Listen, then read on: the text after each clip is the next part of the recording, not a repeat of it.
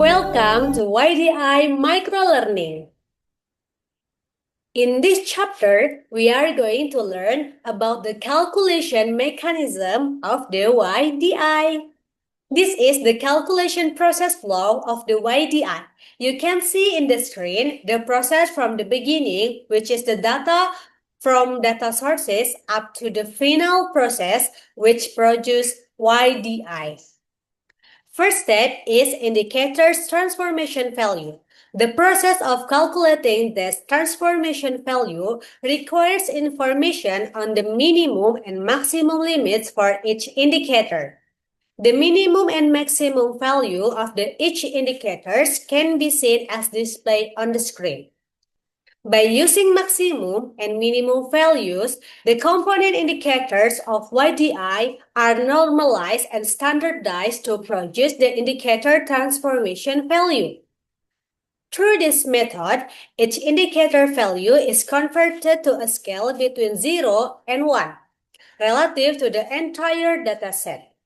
The normalization process for both positive and negative indicator is carried out using the equation displayed on the screen.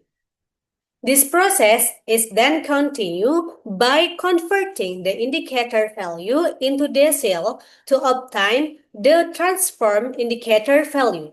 The distance between two decile groups can be calculated using the formula shown on the screen. Next, calculating the domain index value. The domain index value J can be calculated based on the average of the indicator transformation value in domain J, then multiplied by 10 to produce a domain index value ranging from 0 to 100. And calculating the domain index value, the equation above uses the equal weighting method. The final step is calculating the YDI value based on the average of all domain index value, resulting in YDI value ranging from 0 to 100. The calculation of YDI value also uses the balanced weighting method.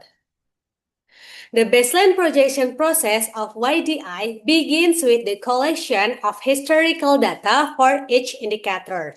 The methodology used for this baseline projection is trend projection or trend forecasting, as described by Diebold 2007 and Wooldridge 2013.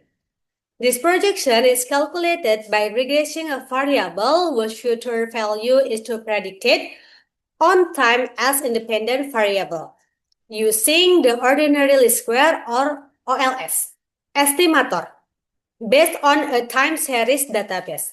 At least 4 regression model specifications are used to perform the baseline projection. From these 4 models, the best regression model will then be selected.